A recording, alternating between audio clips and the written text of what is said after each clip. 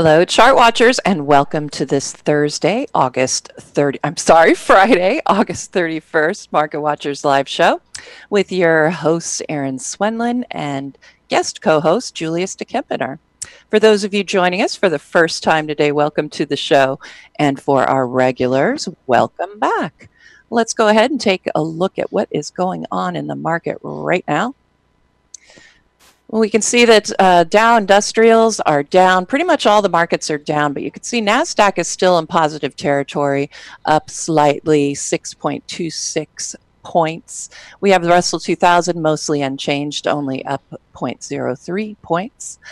The Treasury yields, 10-year Treasury yields, are down currently. 2.84% is the reading. The dollar, big move today on UUP. Giant gap up and is continuing higher. Currently, it is up 13 cents, looking at 25.21. We've got gold, which started the day off moving up and moving higher, but it has now moved all the way back down. It is in negative territory, currently reading 113.56 for GLD. USO down slightly, 5 cents, reading 14.70. The VIX is down slightly. We did see it move further to the low side at 1275, but it is right now sitting at about 13.5. XLY is the leading sector, and actually the last time I looked, the only sector in positive territory, but it is starting to pull back right now. You've got, as far as the leaders, specialty retailers are really the ones leading the way as far as that move in the cyclicals, with a big gap up and a move continuing to the upside, challenging last Wednesday's high. We could see really the main reason for this is Lululemon came out. We'll talk about Lululemon a little bit more later, but huge gap up and is continuing higher. Lululemon just really crushing it today after some great earnings and some upgrades that I'll talk about later. But right now, let me go ahead and introduce my guest co-host, Julius. How are you doing this fine evening out your Yeah, it's an evening for me indeed, and I'm doing well, Erin. Thanks. Glad to be back. It almost starts to feel like I am working 2 days in a row. Right? I have to say, it's been great having you here. I really appreciate you coming in for Tom, whose daughter will be getting married tomorrow. So thinking good thoughts for her. So we're glad to have you back, and I know we're going to bring you back after the technical news and headlines to answer a bunch of questions I know came in for you yesterday during your segment. So we're looking forward to bringing you back to answer all those many questions that you've Yeah, I ran into time troubles yesterday in my segment, and that's why I couldn't answer the questions that were posted in the chat box. I hope we don't get in the same problem, the same trouble as today. But hey, guys, keep those questions coming. It makes our life a lot easier, and we know that we are talking to an audience that actually wants to know something from us instead of the other way around. So if it doesn't work today, it will definitely work some other time. That's right. We always get you back on the show. You're very good about that. All right. So our upcoming schedule, we won't have Market Watchers on Monday because it is Labor Day. Enjoy your holiday, as we will. We will have, when we come back, the decision point review. I'll be doing a look at the monthly reports that will have just gone final. Tim Ord will be joining us on Wednesday. And Thursday, we have Bruce Frazier back to talk about Wyckoff.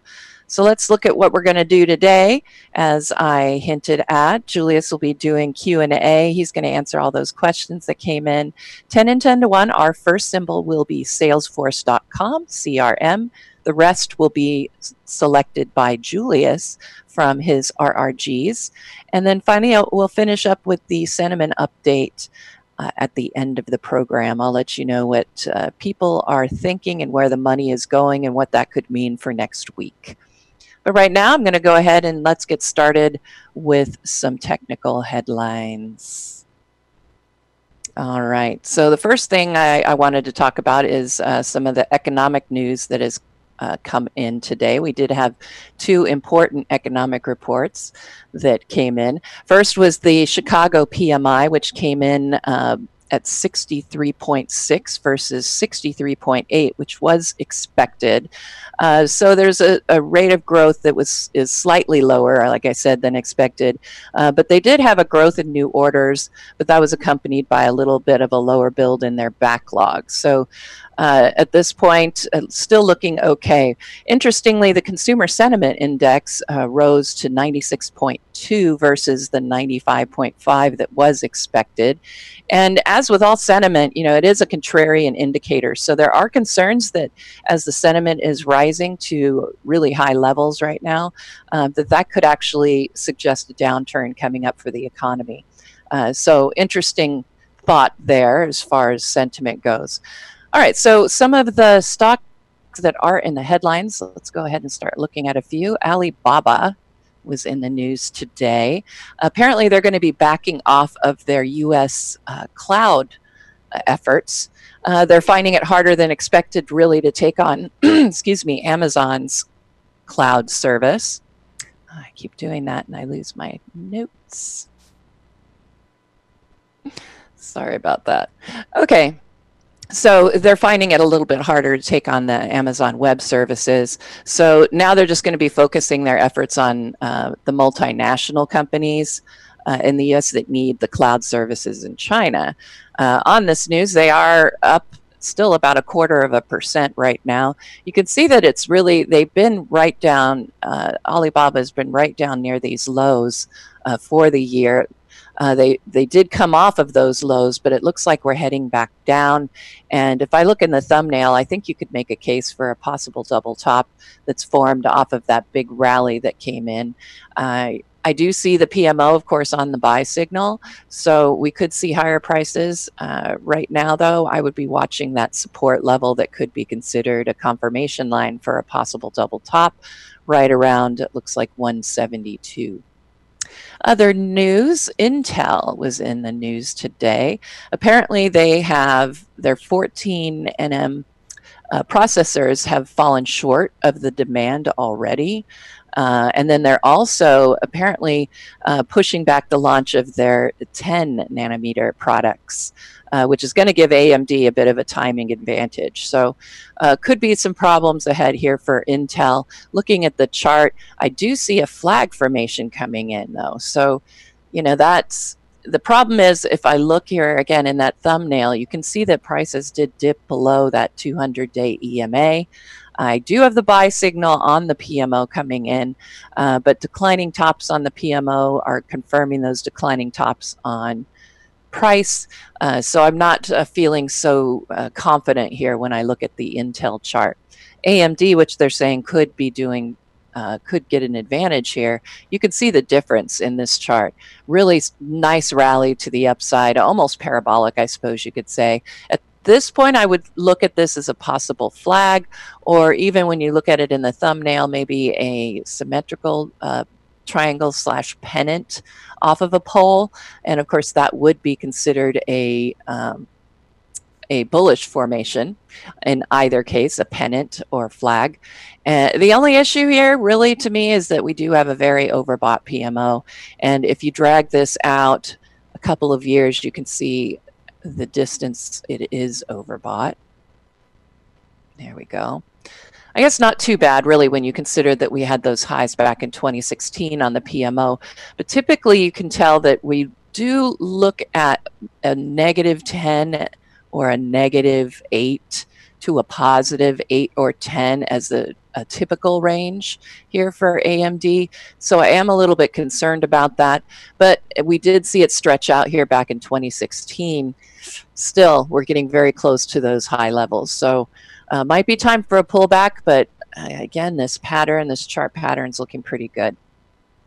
Let's see. Also in the news is Amazon now is considered, is now the most shorted U.S. stock. And it's coming in, Tesla had that particular honor, I suppose, if you want to call it that. But Amazon is now outpaced Tesla as the most shorted U.S. stock. I have to say, Amazon being the strong company that it is, and you can see nobody's that concerned as price continues higher. I can see when you're looking at a long-term rally like this where you might want to consider a short, but this is a strong bull market set up for Amazon, and I wouldn't be looking for that much of a pullback on a short, but I found that very interesting that that's what we were seeing.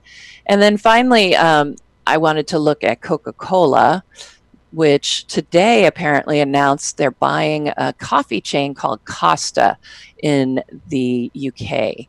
And they have about 4,000 brick and mortar stores in Britain. And they're buying, Coke is buying it for $5.1 billion, just about. It's going to compete somewhat here with Starbucks. I don't know, not looking so great for Coca-Cola right now, as we can see a drop here to this area of support at about 44.50. PMO is still on its way down. I wouldn't look for a bounce just yet on Coca-Cola. All right, some key earnings, as I was alluding to.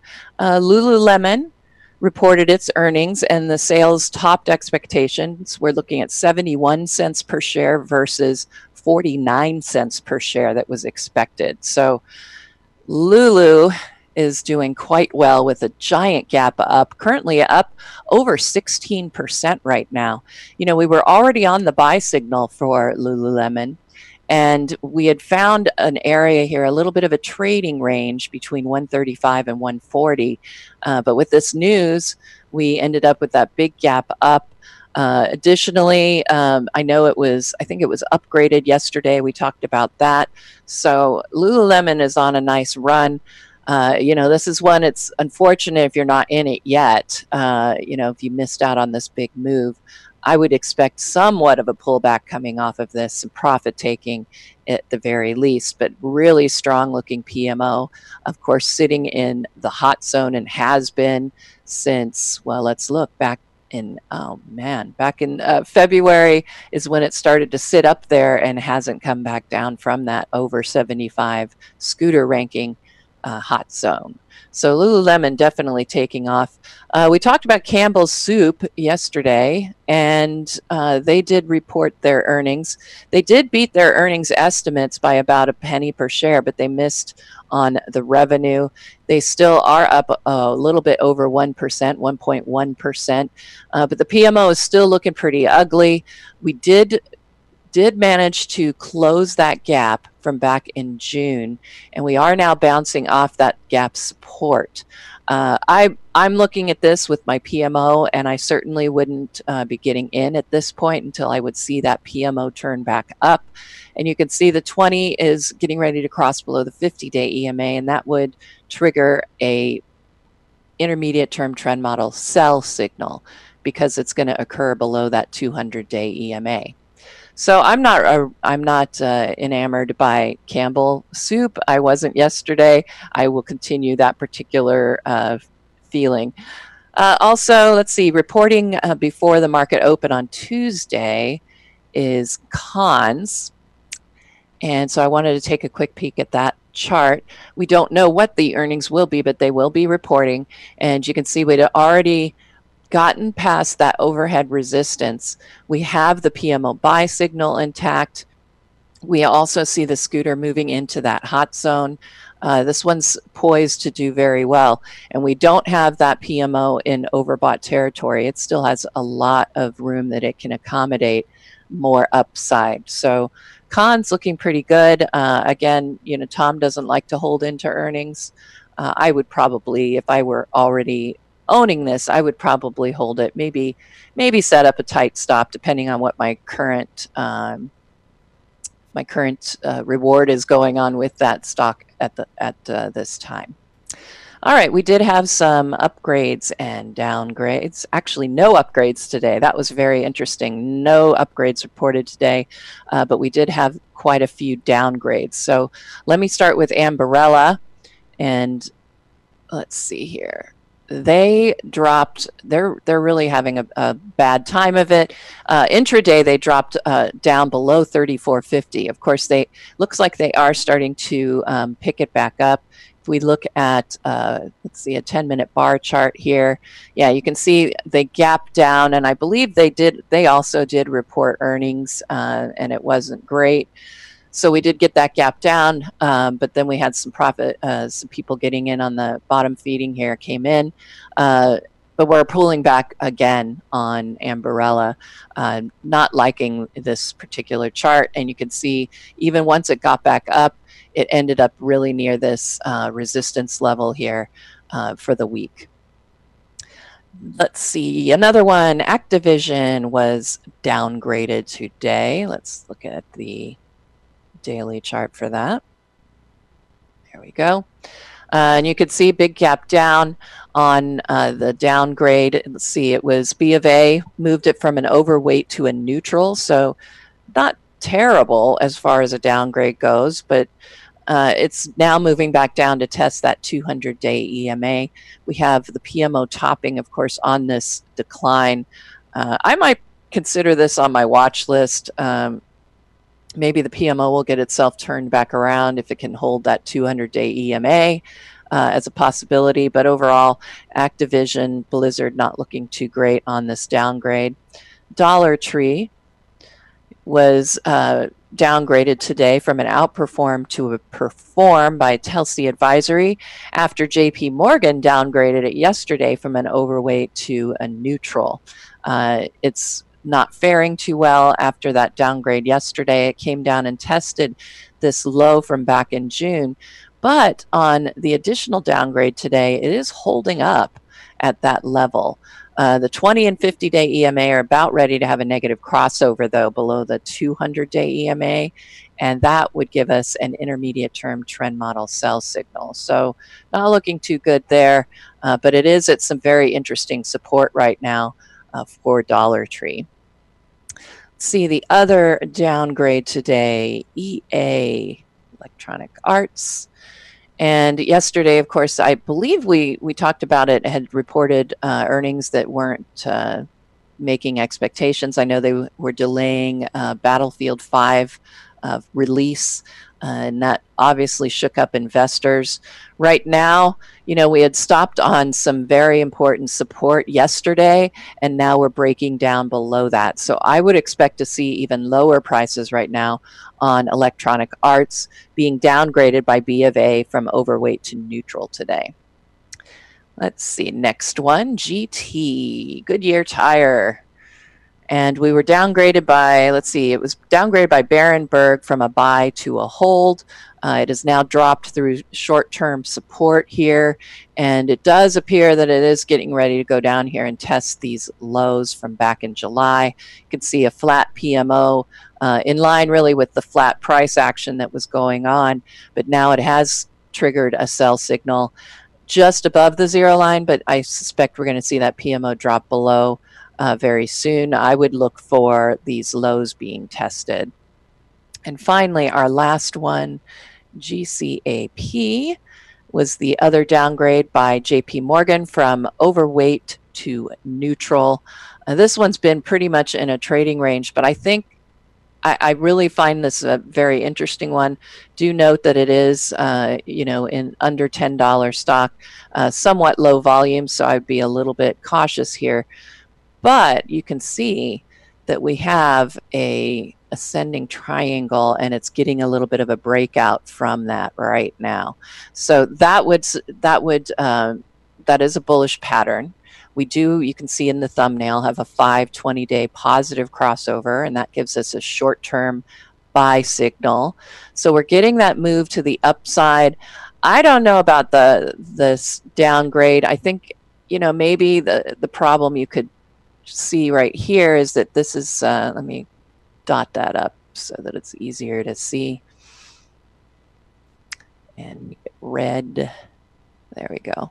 You can see this really important resistance here that was support for a very long time in June and July, and it hasn't quite gotten above that.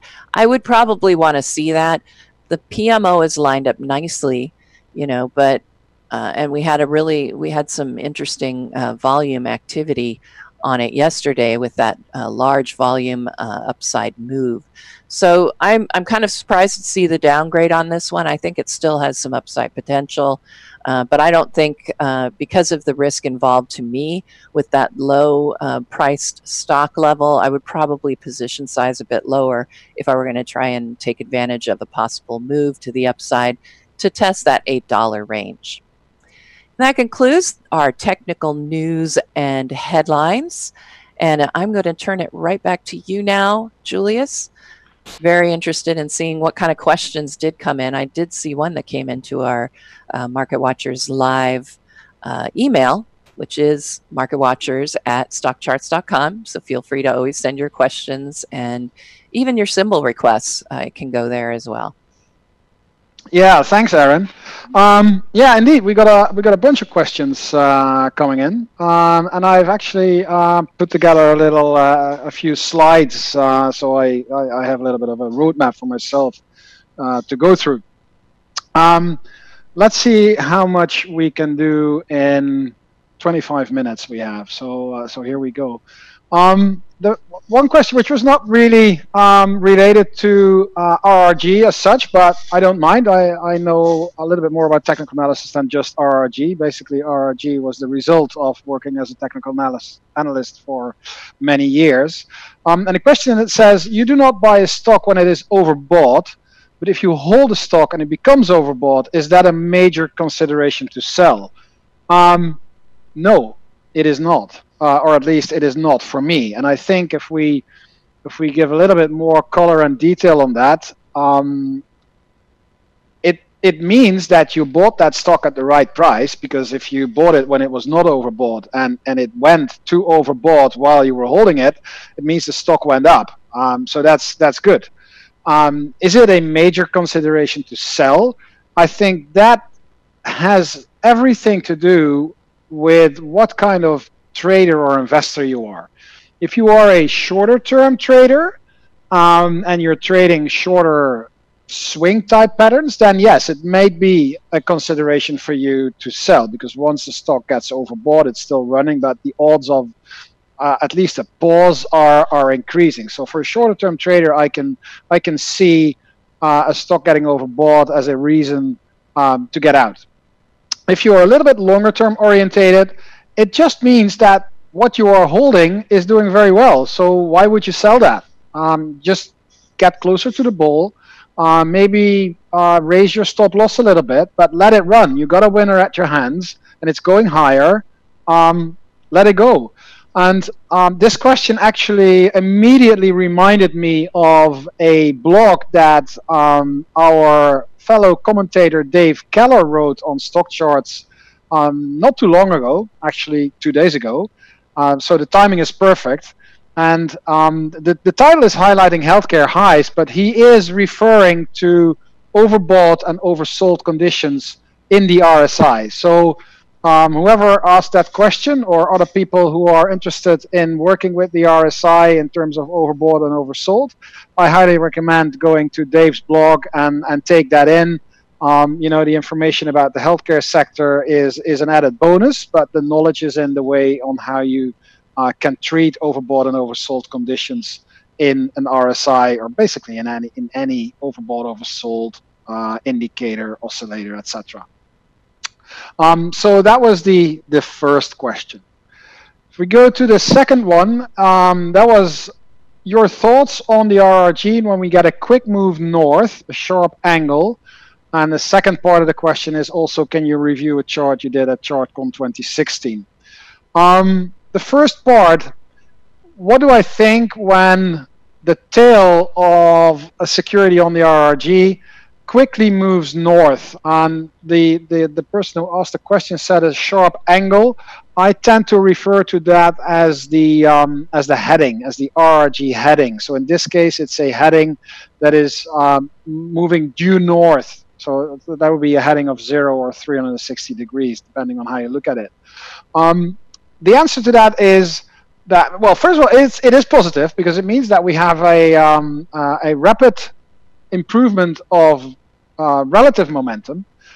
So that's good. depending on where you are on the RRG graph, dictates how I think about it. If this happens inside the weakening quadrant, so we have a situation where the tail is all the way over to the right, it drops into the weakening quadrant, and then all of a sudden we get a quick move north. So inside weakening, and it starts to move rapidly back towards the leading quadrant. That's a good thing, because that means that the temporary correction in relative strength has ended and the security started to move up again. What you really ideally want to see is that it will also start to turn back right. So it starts to, because if it's due north, it's only gaining on the RS momentum axis. And what you ideally want to see is that it's gaining on both axes. So it's going higher on both the RS momentum as well as the RS ratio axis. Now, if it's moving quickly higher on the RS momentum axis, there is a very good chance that it will pick up RS ratio as well, because momentum leads ratio. So if we start to move sharply on the momentum axis, then very, very often the RS ratio axis follows suit. Now, if you have this type of situation, let's say inside the lagging quadrant, so that's the stuff that you do not want to have, it is still good, but the question is it temporary? Is it a temporarily reaction, or is it at the beginning of something new? And for that, I watch where it is on the RS ratio axis compared to the other securities on the RRG plot. The further to the left, the higher the chance that you are dealing with a temporary move back up before a rotation back into lagging occurs again. Because we all know that these relative trends can last for a long time, and they can be very, very strong or very, very weak.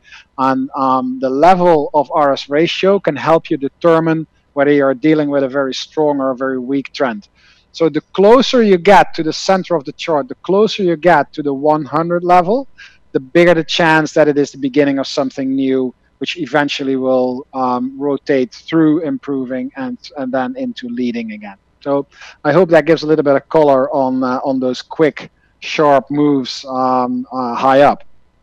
Now, the second part of the question is, can you review a chart that you did at ChartCon 2016 showing aggressive buys and sells? And that's this chart. It's the RRG chart of the Dow Jones members, of all the 30 stocks in the Dow Jones. That's just for an example. It gives the rules of thumb for trading rules. As you may recall, there are no real trading rules for RRG charts. It's a chart format. It's a way of visualizing stuff.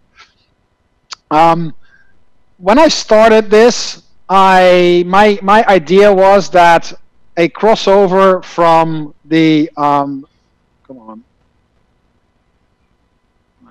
yeah, there you go.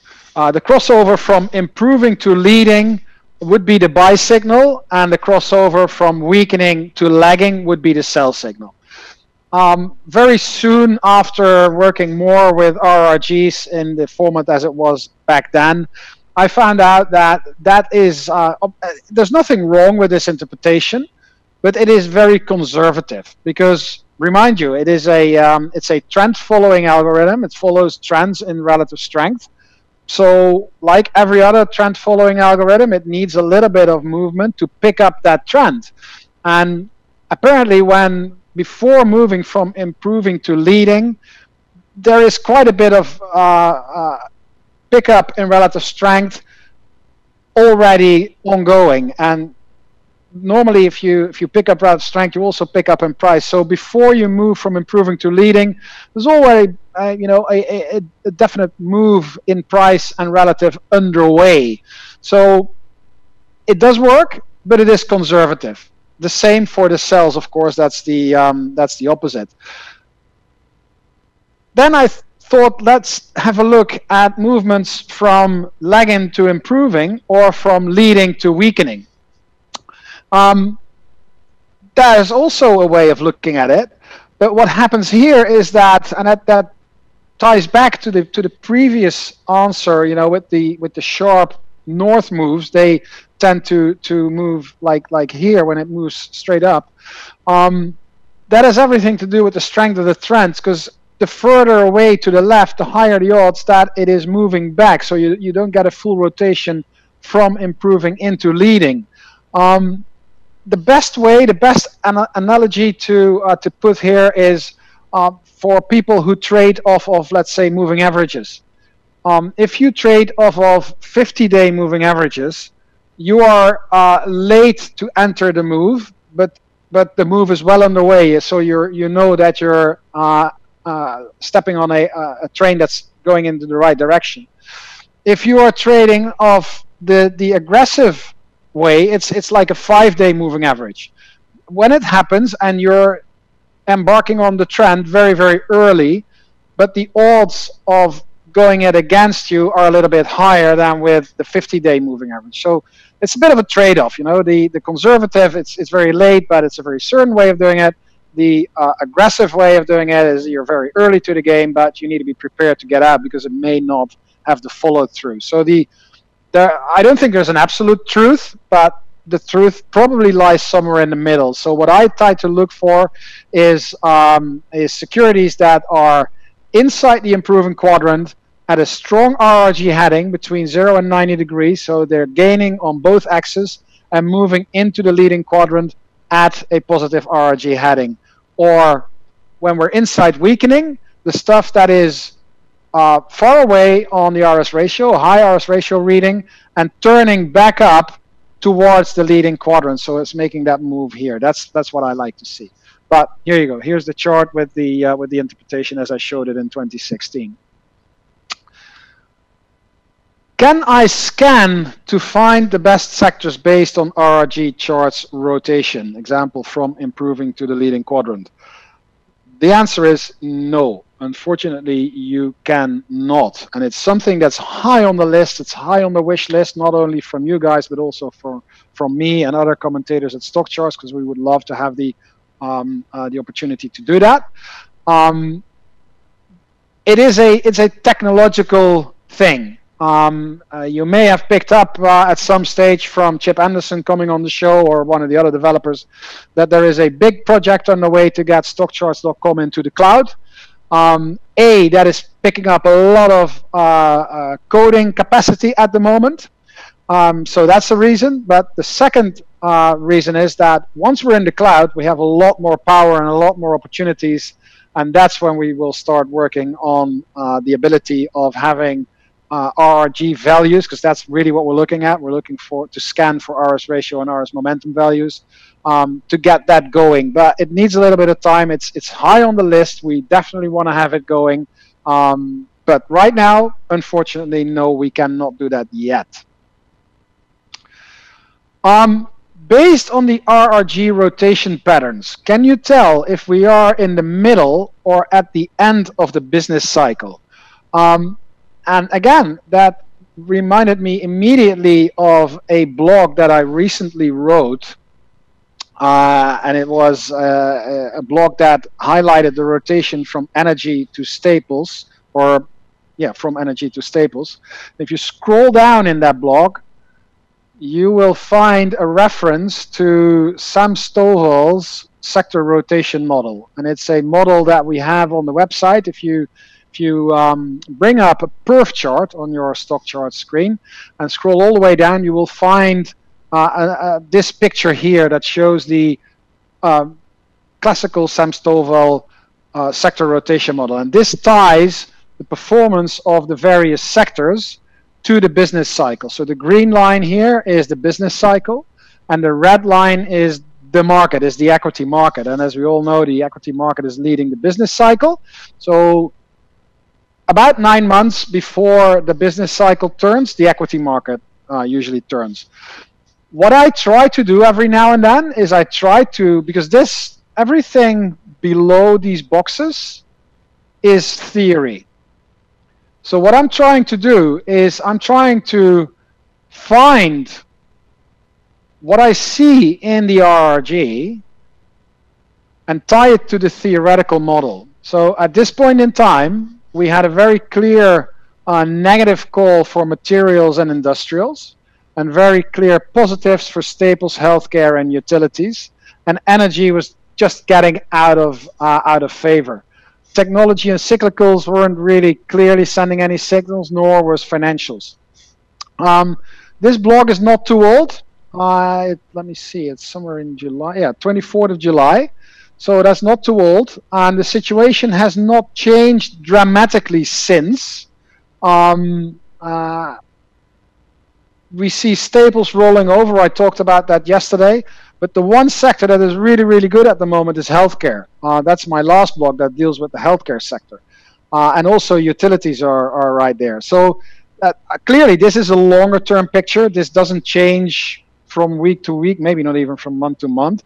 So I am on the edge. I mean, the market is still going higher. We broke to new highs. There's a lot of new highs, etc. So there's all kinds of bullish signals flying around. But this type of positioning, when I see what's going on in reality in sector rotation, and I tie that to the theory of the sector rotation model, it simply has to at least keep me alert of what's going on. This bull market is 9 years old. It wouldn't be strange if something at least periodically needed to give. And so we see a rotation into the little bit more defensive stuff, at least at that time, and I believe it's still going on. So yes, I am definitely keeping a close eye on these developments, and every now and then when you subscribe to my blogs, you will find me putting this theory and reality together to maybe get a gauge on what's going on the market as a whole. So I hope this answers this question. If we can tell it. Well, we cannot tell it with certainty, but we can definitely use it as a very good gauge. Can RRG be used to track market caps, market capitalizations? Yes, it can. And again, it reminded me immediately to one of the blog articles that I wrote not too long ago. That was actually 2 weeks ago, August 13th, where you will see here, right, the first one. This shows an RRG of large cap, mid caps, and small caps versus the Dow Jones US market. So this is a setup where you can actually see the rotation of the various size segments in the market. And I'll try to expand a little bit more on it, because you can not only do it with the various size segments, but you can also do it, for example, for growth and value. And you can also do it for the breakdown of growth and value in size segments. And let me bring up the chart that I have for that, because I've got a template for that shows. Let me show you the table underneath that so you can see what is in there.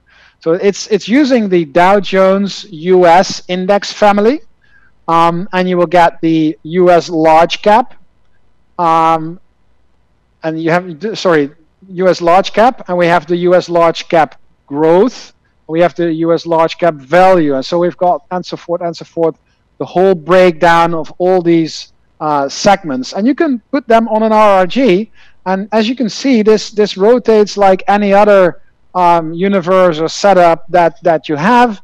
So it's a perfect way to get a gauge on value versus growth. As a matter of fact, referring back to the sector rotation model, this chart showed that value was taking over from growth, which usually is like a more defensive type of rotation, and that rotation, because this is actual, seems to be continuing. So this is another way of how you can use RRG to get a bigger picture of the equity market as a whole, not only in terms of where it is in the business cycle, but also to distinguish between value and growth, or small cap and large cap. As a matter of fact, if we iron out, let's see, US large cap, and then we do only, take away this, is mid cap value, and we leave the small cap. And here we have the situation for large caps, small caps, and mid caps, and immediately we can see that small caps, which usually are characteristically leading in bull markets, have given way over the past few weeks, actually the past few months already, and large caps are now in favor. So just another way of looking at things, another angle of attack for the market as a whole.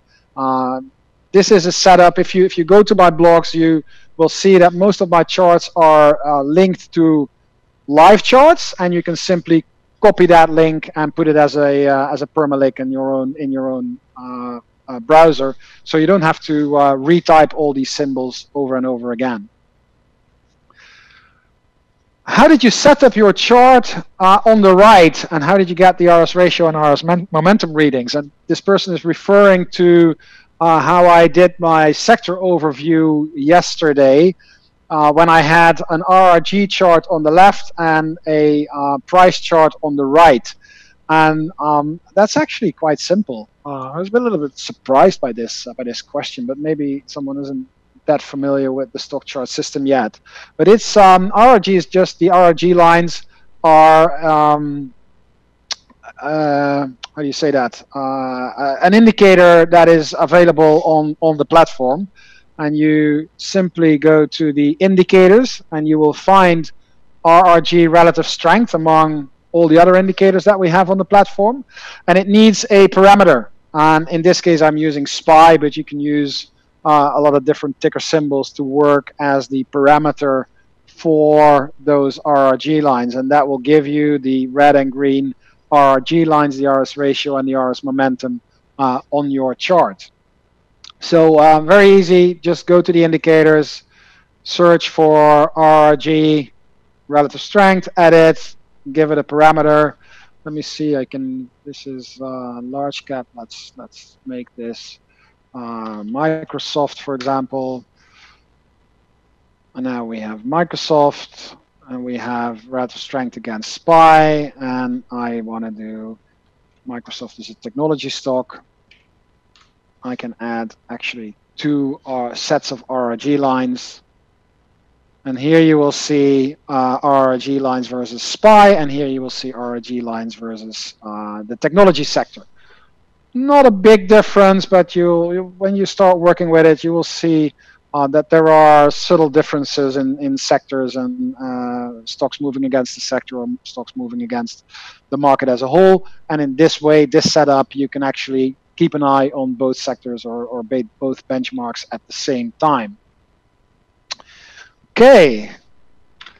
Then we got a copy of this chart style. Yes, of course, not a problem. Ping me, send me a message, or just simply go to one of my blogs, open up the live version of the chart and save it as a chart style of your own, and you're all set. If you don't know how to do that, I'm happy to help you out. Just drop me a message. That's not a problem. Any chance you can get Chip to add the RRG as an industry so that it can be on our template and we can see how our stock compares? And I have to admit that in the beginning I was a little bit puzzled by this question, but I now know what that person was referring to. And it actually means instead of having to use like XLK, put in like dollar sector or dollar industry group here, so you don't have to have a different setup for every sector. That does not work. And I've been in touch with Chip this morning, very early for him, nicely afternoon for me. It is something that we're going to get on the agenda once we're in the cloud, because it has everything to do with the way the data piping of the server to the charts is working right now, and that just cannot handle this type of calculations. So very good question. I'd love to see that myself. Again, a little bit of patience, but we're working on it because it's high on the wish list. When I use the RRG tool and select the group S&P 500 sector ETF, could you explain what's the difference between RRG weekly and daily? Yes, I could, but that will take me another 15 minutes, 10-15 minutes. If you go to Chart School and you look for RRG, relative rotation graphs, you will find an extensive explanation here in the outline, and it will tell you exactly what the difference is between daily and weekly RRG. So please head over to Chart School, open up that article, and you'll find the difference between daily and weekly RRGs, and a lot more informational stuff on RRGs. Finally, is there a Forex platform with RRG charting that is available to individuals in the US? And I am tempted to say yes, there is. And the platform is called StockCharts.com, because you can actually run an RRG on currencies. The only thing is end of day. Our data feed doesn't handle intraday currencies, so you have to have a little bit longer term time frame. And they are actually available in the drop-down groups. If you go to drop-downs, and you will see the last two are the G10 currencies. This one is versus the US dollar as a base. So what we see right now here happening is an improvement of pretty much all currencies against the US dollar, after we had a little bit of a rotation downward. And now it's picking up again, and I think that that coincides with Erin's observation that the US dollar index was rising, if I'm not mistaken, in her update. This is the weekly version, by the way. Maybe for currencies you want to go to the dailies, where you get a little bit more action and a little bit more detail. End of day data, so you got to pull it 1 day back because there's no data yet, and you'll see the improvement of everything. This is interesting. You see yen weakening, so we could have very exotic trades like the trade Aussie versus yen, or long euro versus yen off of this chart as an idea.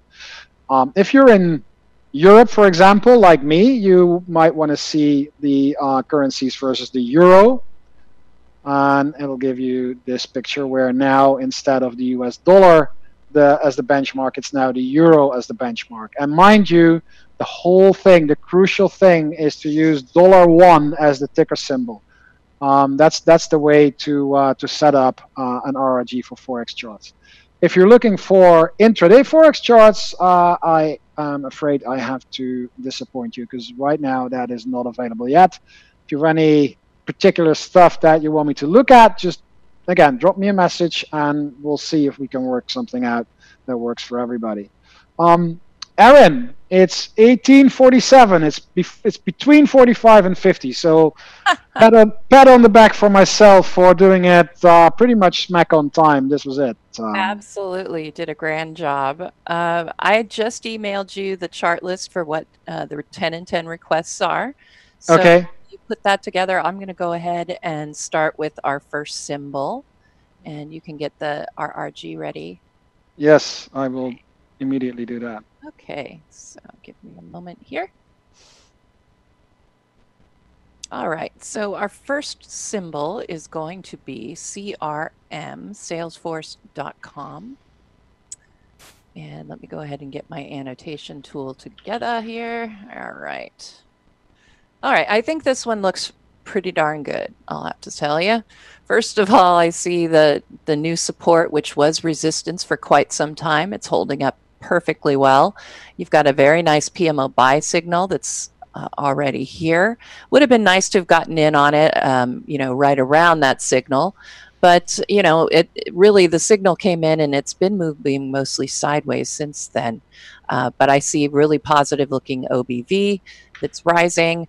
And, the scooter has been in the hot zone. So it's hard to argue with that. I would look for it to rise out of this trading zone at this point. Based on the PMO and just the healthy scooter and OBV, looks pretty good. We got a lot of distribution occurred yesterday on that drop, but we're now up, coming off of that bounce off of support, which I find very bullish, actually.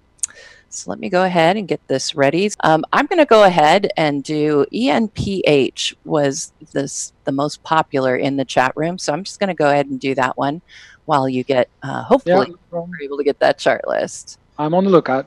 All right. There we go. All right. So yes, this one, Enphase Energy, was requested most popular in the chat room from what I could see. Let's go ahead and make that a little bit more clear so that I can see through it. All right, so we are sitting right here on this area of support.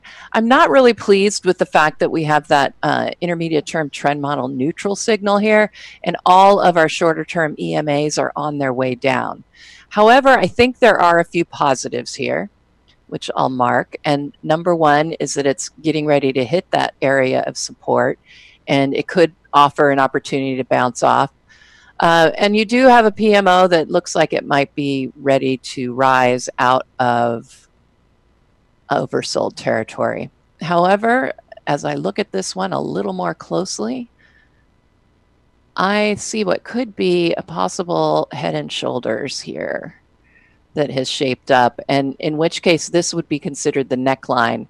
And if it is a head and shoulders, which is why I'd probably stay away from this one until it was clear whether it was or it wasn't, you measure the height of the pattern and then you add it to the breakdown point. Oops, I don't want that one. I want this one.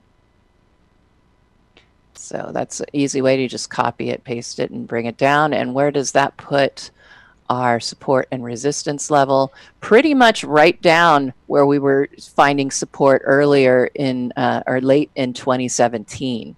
So this one has some serious problems that could be lining up here because of that head and shoulders, but at the same time, it's hitting some support while the PMO is oversold. I would stay away from it until I knew what was going to happen here at that support level. All righty. And I will put this in here again. And as I do these, you can see that they are going directly into our Market Watchers live chart list, and that is available to you in the Market Watchers live blog. In fact, I can show it to you while Julius gets his ready. There we go. I'm afraid we need to work off yours. Okay. But anyway, this is the Market Watchers live blog, and there is the live chart list. You can get to it. And right now you're going to see the oldest to newest. I have to delete some of those older ones, but all ready to go for you in that list. Okay, well, let's go ahead and we'll look at the RRG here. And I know how to scroll through now a little bit better than before. I'm going to go ahead. I'm going to move it to the daily version since we usually look at these more short term. Here we go, and we'll shorten the tail just a hair. Very good. All right. So here we go. And as we go... Oh, yes. Yes for SGM. Yeah, because that means on a daily, it's basically hooking back up where you would expect a clockwise rotation, but that rotation was so quick that it didn't even show as clockwise. If you would, it's not possible yet. We are working on intraday RRGs on StockCharts.com, but a hook like that would show up as a clockwise move on an hourly or a semi-hourly chart. All right, great. Good to know. Okay. This is nice. Yeah, the so SGMO is nice. This I would not do because it's rolling over. No, it's losing momentum. This one is nice. Okay. RCKT. Yeah. Sorry, I don't know why it's. Okay, so which one was that one I got? N. The RC, the Rocket Pharmaceuticals. Yeah, RC. Oh, there you go. Healthcare sector. Not surprising. All right. BHC. Yeah. BHC, similar. Yeah, nice move. Good sector. Yeah. Good. Okay. Let's see.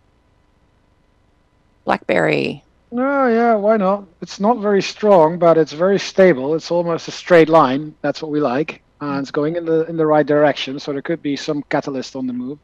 This one is interesting because it's actually it's curling back up, and it did never make it to lagging. So the heading is quite nice into leading. So this could be an interesting one, you know. Ooh, what's that? Yeah, we just have to look at that one. You know, this compare those two tails, the one that we just saw very close rotating and this one. It's the same. It's both 6 trading days. Look at the difference in tail length. So this SYBX got a lot of power behind it.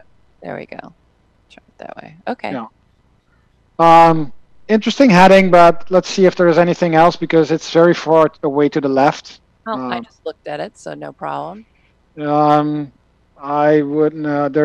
I just had to sell this one. I have to tell everybody because I think in the chat room I was saying I was going to buy it. I did buy it, and I got stopped out pretty quick. Okay.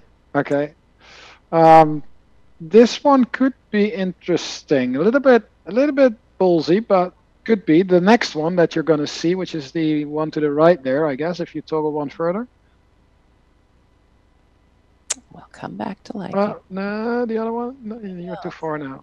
I'm getting a delay on this, so that was shop, and now. Yeah, now the next one. Yes, that one. And I think actually I looked at that one at the beginning, so I'm gonna. Okay, forget it. One. Yeah, a BA you can look at because this is doing what we really do not want to see. It's improving, but it's rotating back towards lagging. Be aware of the fact that it's very close to the benchmark, so its performance is very close to the S&P 500 in this case. I would look at this with through a negative lens, trying to avoid it possibly. Okay. Same for this one. This is just the market. Don't know what it is. Oh, this one could be interesting. It's hooking back up. Yeah. All right, APPF. I'm writing them down. ADM, wrong way. Yeah. Are we not at 10 yet? I don't know. So we're running out of time. Yeah, 6. Oh, we've got time. No worries. We can get another couple in here. Okay, then. Yeah. These are just. Oh, that's it. Yeah. All right. So all that stuff that's so close to the benchmark is probably never going to give you a super exciting move because it's moving so much in line with the market. I got really excited when I see something close to the benchmark, but with a long tail, so it will only spend a very short time close to the benchmark. If it's spending a long time close to the benchmark, you're basically buying the market, and in that case, you're better off just buying SPY because then your risk is spread over 500 stocks. If you buy that single stock, you're buying the market with a single stock risk. Right. All right, let's see. Let's get started on these then. All right, so SGMO was the first one that we mentioned. Here we go. Nice breakout. Looks like a reverse head and shoulders, just like the minute I looked at this. That's what sort of poked out in my opinion, but we'll see. I got to line everything up here. It's a sort of, I'd say, as far as a reverse head and shoulders. It's coming off of this decline and some consolidation there.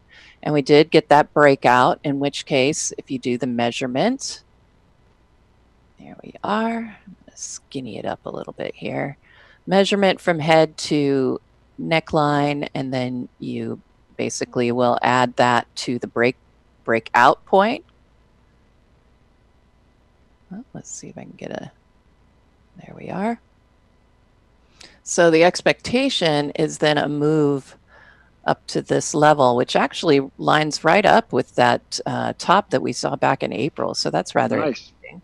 Yeah, so I would look for a move up to the $20.50 range at this point. And look at the PMO, very nice. I'm liking that. Feel free to just break on in anytime, Julius. So I will. All right. And let's show off this nice OBV and this really great run here on the scooter. All right. The next one, oh, I keep forgetting to copy this so that I don't have to do this every time. Let's do that right now. Okay, the next one is RCKT, Rocket. All right, I'm going to actually add the full quote on these, just so we can get an idea of what we're looking at here. Look at that. Yeah. It's going like a rocket. Right. Right now, for sure. It's, you know, it is in a really good move to the upside. It looks like it, you know, if we want to draw, let's see, I'm going to make this again less opaque here. So if we're going by these tops back here, we've definitely had the breakout. If you go by the intraday high back here in June, we're not quite there. You know what? I would go for the previous one because that's got like 2-3 touch points. That little single, that's just, you know how I look at that? That little spike there? Yeah, that one. For me, you know what that is? That is an institutional trader who had an order to sell a gazillion shares of RCKT, who went to lunch, saw that the stock was above his sell limit, and had to dump it again. That's what happens. This is just someone who wasn't paying attention. The other touch points is people who are actually selling at a certain level. This is just an outlier. Forget it. Yeah, that's Martin Pring talks about that being a Pinocchio bar. Yeah. I hadn't heard that, but I can totally relate to that. Yeah. So nice breakout here. And we do have the PMO buy signal right there intact. Go. Make that where we can see it. And let's see. Yeah, I mean, it's in the hot zone here. Rising OBV, that's a positive sign. So we'll put that right there. And of course, you know, we've got the scooter sitting in what I call the hot zone, and has really been for some time. So mark that up. Okay, the next one is going to be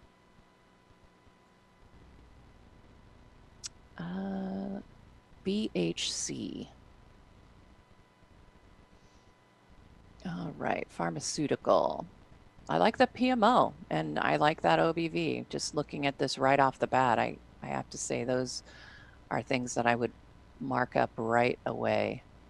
And then also look at those EMAs. You just got the intermediate term trend model buy signal that came in. And of course, that was preceded by a buy signal on the short-term trend model back here. And then, like I said, we've got a really strong, I would say it's a pretty strong OBV. It's just staying right in nice high territory. And then, of course, the scooter has been ranking rather high this whole time. It tells you there's some internal strength going on there. Let's look at the support and resistance in particular. And look at those touch points right there. We came really close to hitting that resistance, and we have fallen back. But I do like the way these indicators are set up. So I would probably be looking for a breakout at this point. But, you know, I think there are better candidates out there. You know, the price is trying to roll back down a little bit further. It might even need to get down there toward that 20-day EMA and test that.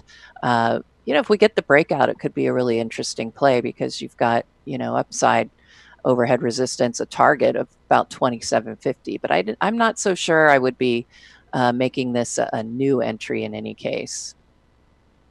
All right. Oh, no, I'm on 5. There we go. All right. The next one is SNE, I believe was. Technology, electric equipment. Okay. Get our annotation tool ready. All right. Right off the bat, we got a breakout this week, which is great, on a little bit of a gap. That looks like a bit of a breakaway gap. We saw it tried to come back to fill, but didn't, which is a good sign. And now we're having a continuation, it looks like. Look at the PMO, got the buy signal, and it is still heading higher. So that's a good point to mark. And again, the OBV is a little less exciting to me here, just because the tops, it looks like the tops are trying to sort of trend down, and you can see it in the thumbnail especially. I can annotate that, but it won't save in the thumbnail. But you can see those OBV tops are declining while we're seeing the price rising, and that's not usually the kind of thing you want to see on a breakout or on a rally, but it does seem to be holding this area of support. You know, if I were I'd continue to hold it just based on the PMO. Not so sure I would get in on it at this point. All right, now we're on that was number 6. Definitely a challenge for my short-term memory here. Okay, SYBX was one on the list. And let's go ahead and annotate this. Biotech. These are always interesting plays, that's for sure. Okay. Well, that looks like the most important area of what became resistance, and we did get that pop that breakout above, and we are heading higher. But I would be a bit concerned about the fact we're getting ready to touch on that 200-day EMA.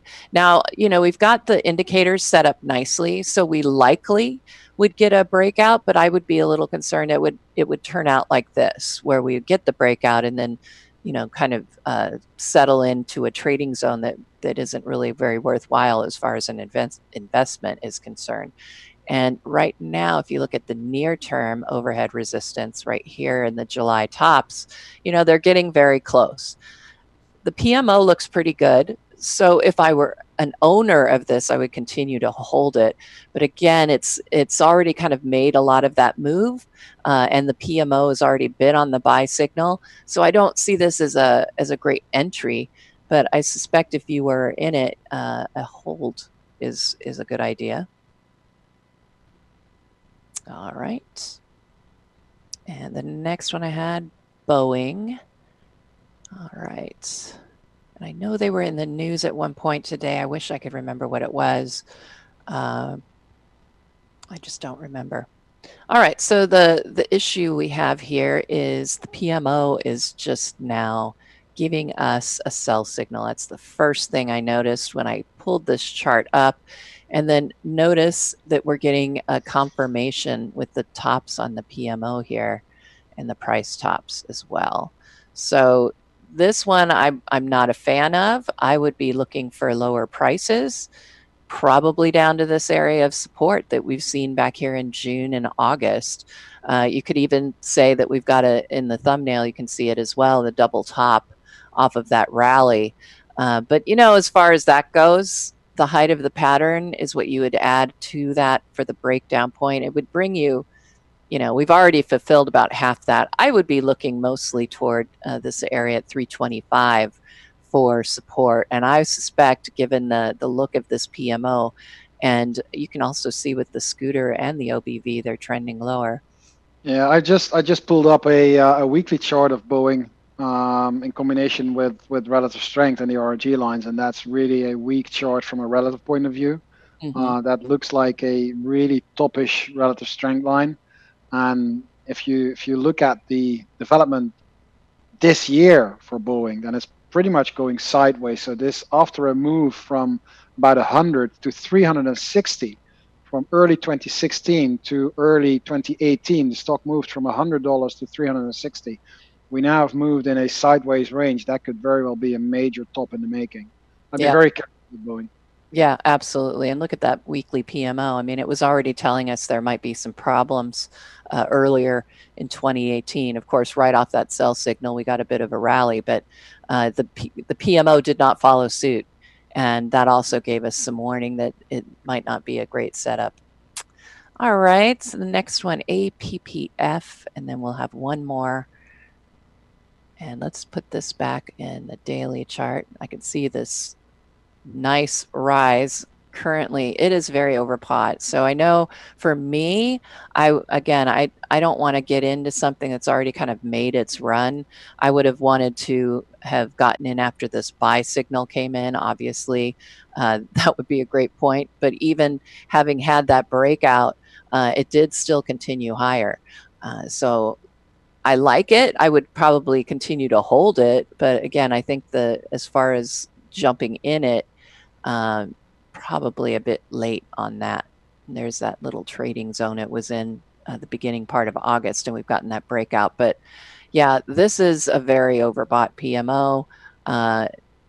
Volume is going along for the ride, which is good. And we do have it in the hot zone, which is why I would continue to hold this. But I don't want to chase, as Tom will say. So I wouldn't be getting in it right now. And we have time for one more, and then I will get into my sentiment report. Okay, and we'll finish with shop. Let's do shop. Oh, nice little flag formation and a PMO buy signal. Now, this one looks a little more tasty.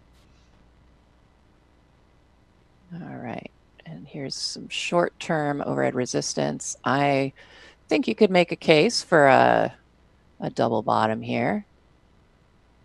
It is coming off of this big decline. For double bottoms and double tops, remember, these are reversal patterns. So you don't look at them as a continuation. You need to look at them as a reversal, meaning they need to come with a double bottom, price needs to come down into it. You wouldn't look at one that's forming on its way up. So I think that you could make a case for this, but more interestingly, I think is... Then it's called a double top. Yeah, exactly. All right, let me get that arrow off of there. I see a little bit of a flag here, so I think that looks pretty good. And then if you do that measurement, that would get us probably right up in here where we saw some of these lows. But I like the chart. I like that PMO buy signal that just came in too. I think that's very encouraging. And having this area of consolidation after this nice rally, I think this one's set up quite nicely, actually. Oops, I keep trying to do it that way. All right. And that concludes the 10 in 10. I know I did not do that in 10 minutes, but that's okay. I have my sentiment report, and that usually runs, doesn't run too long. So we'll go ahead and get right into that. You can blame it on me. Yes. Well, I blame it on me. It took me this long to do all the annotations. And then I don't know why we didn't get that to come in on your email. But here are the symbols that we just covered for the 10 and 10. And I will, again, those are already up in our Market Watchers live list. I just need to delete some of our older ones, and then they will show up and you'll be able to see them really well. All right. You know what? Your mail has just come in. Twice. Twice, of course. Well, it was a long way to travel, right? Exactly. That's what it is. Okay. Well, let's go ahead. I'm going to get started with our sentiment update. Bring up my sentiment charts for us. I'm going to, actually, I do need to do a quick market update. We do need to see what's been going on, so we'll go and check that out quickly. Okay. And I have it all ready to go. We just need to update it, and there we are. Markets are still lower, although NASDAQ is staying in positive territory, and small caps are doing fairly well at this point. But you can see most of the major markets, looks like we may have set an intraday low for the Dow and the S&P 500, S&P 100 in the same situation. And you can see S&P 400 trying to make its way back into positive territory. It might be able to push its way ahead for that. Canadian markets down right now, having a very difficult day. And TNX, currently the yields are down, but we're only reading at about 2.85% here for the treasury yields. UUP is definitely higher on the day, moving up 14 cents to 25.22. Gold, which had started the day well on the rally from the dollar, looks like it continued lower, but we're only down 4 cents on GLD, so I don't think that there's doom and gloom here ready to go. USO, we see, is down slightly, down 0.25% to 14.72, and the VIX is reading higher right now at 13.77. It'll be interesting to see if we end up above 14 here on that VIX, and I think you'll see that the chart that I'm going to show you of the VIX in sentiment is quite interesting. All right, that concludes our final market update. I'm going to go ahead and start our sentiment update. All right. All right, so for this coming week, the first week of September, let's look at what happened this final week of August. And I'm going to start with, first of all, before I even look at a chart, remember, and I do this before every sentiment update, but I think it's very important to do so, is the fact that sentiment is contrarian. So when you see extraordinarily bullish sentiment, you should expect a reversal in the market or the stock, and vice versa. If sentiment gets very, very bearish, that's good, because that usually marks a reversal point. So it's important to see where we are. And I have to tell you that right now, we have a lot of bullish exuberance out there on these sentiment charts, and that could turn out to be a bit of a problem. So let's look first at our put-call ratio, the 10-day moving average of the put-call ratio. And you can see we're now getting ready to hit some of these lows. We were already moving lower. When you get these low readings, that means that people are getting more bullish. Okay, so the more bullish people are, the more bearish it is for the market. So when we see these low readings like this, look at what happens typically when we get to those lows. We end up with some consolidation, even in a strong bull market. Well, of course, you can end up with something very deadly, like the correction we saw at the very beginning of the year. But it's pretty right on. And again, even in almost a parabolic rise, the bottoms on these put-call ratios lined up in such a way that you at least ended up with some consolidation sideways coming out of these, or a slight decline. And I didn't mark this one, but you can see here's another one. So we watch very closely. We haven't quite bottomed yet, and that means that we could still see a little bit more bullish reactions here. We could still see some more bullishness come in before we get that decline. But the fact that I'm looking at this equity put call ratio starting to flatten, we've seen the CBOE put call ratio starting to decelerate. I'm getting a little bit nervous here as far as that sentiment is concerned. AAII, the American Association of Individual Investors. This is a poll that I believe you can take also at aaii.org. It's just simply a click poll like we're doing right now in the chat area, the current poll that we're running. Are you bullish? Are you bearish? Or are you neutral? And you can see that we are continuing to see more and more bullish activity here and less bears. And what we want to watch is that bull-bear ratio. When it hits 2 or above, that generally is not a good thing for the market. You can see we had a little bit of a decline coming off of it back here in the second quarter. And we did get some move to the upside, even though we had very bullish exuberance here. But it did end up leading toward a downside move. In this case, we ended up with sideways action, sideways action, sideways action, decline, decline. So when we see some extraordinarily high bullish readings versus the bearish readings, and that ratio gets very extended, that spells trouble for the market in one way or another, be it consolidation or be it a decline. We're not quite to that 2.0 range or above, which is where I've marked are many of these 2.0 and above range marks. So there is still some time for the bullish sentiment to rise a little bit more before we see that decline. But this is very worrisome. I mean, this is a clear trend. We're not getting a lot of, up and downs.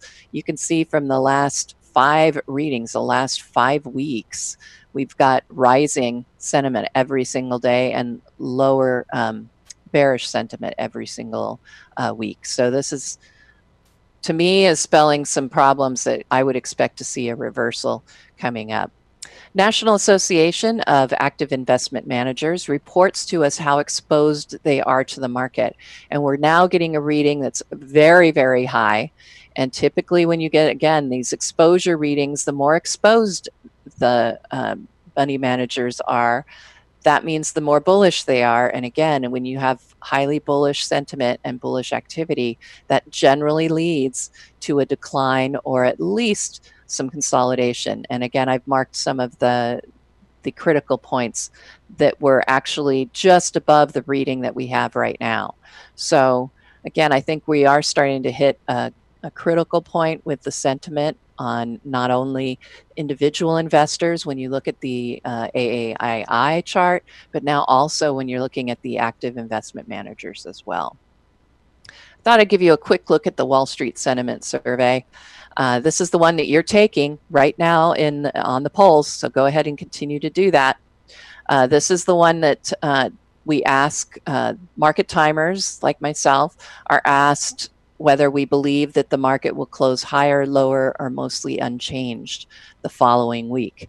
Well, this last week, on last Friday, we were coming in very bullish, somewhat bullish, but the main thing is looking at that bull bear ratio, and it hit that 2.0 range. And so again, I've marked when we get a markedly higher number of bullish versus bearish readings, and typically, again, those lead to some decline the next time. So even when market timers get especially bullish, that can mean a sentiment reversal. Not always, because sometimes we're right. Believe it or not. So at this point, we'll have to see what the readings come out. Those do come out on Sunday, and we do try and get those updated and in the database, although it may come out a little later, but you should see them on Tuesday, and you can see what our readings did come in for this week as far as the market timers. And I do turn in the results of our poll, so you are actually participating in this Wall Street Sentiment Survey. All right, let's look at the all-important RIDEX ratio chart. I always explain this chart at the beginning just because I want everyone to understand what we're looking at. Guggenheim manages a group of funds that used to be managed by a company called RIDEX. They took them over, but we've kept the name RIDEX because that's how we've always known this, is the RIDEX ratio. But I just wanted to let you know that you can't find the company RIDEX. They are managed by Guggenheim. But what's really great about this basket of funds is that they report how many assets are in those funds every night to us, and we record the readings. So we can find out when the assets increase in the bear funds, when assets increase or decrease in money market funds, and then when the assets increase or decrease in the bull and the sector funds. And as you can see right now, what we're looking at is a very high RIDEX ratio, and typically that is, a sign of a lot of bullishness. So this is on an inverse scale. No, it's not on an inverse scale. I'm sorry. So we're getting these higher readings. And so that is telling me that we're getting more bullish at this point, because when you get the denominator bigger and bigger, you're gonna end up seeing it move closer and closer to zero. And right here we can see with the RIDEX bear funds, we're getting a decrease in those. We're seeing a decrease in money market funds and an increase in the bull funds. So that tells me, as far as the money where your mouth goes, we're looking at a setup of, bullish. Everybody's thinking bullish. So whether they're clicking on the survey that they're bearish, that doesn't matter so much, because when we look at where the money is actually going, people are still very bullish, and seeing that RIDEX ratio up there as we are getting closer and closer to zero, that tells me there's a lot of bullish sentiment out there. And typically when we see a lot of bullish sentiment, that can lead to a market reversal. So wanted to point that out. And the last chart I'm going to show you very quickly is our, let's see, and go back here, is the VIX chart that I look at. And it's not there, but we'll find it very quickly for you. And I also look at breadth. These are the ultra short-term indicators, and I like to use these in the sentiment report because they give you an idea for the next couple of days, in my opinion. So breadth came in very negative. It really spiked yesterday as far as the advances minus declines and the advanced decline volume.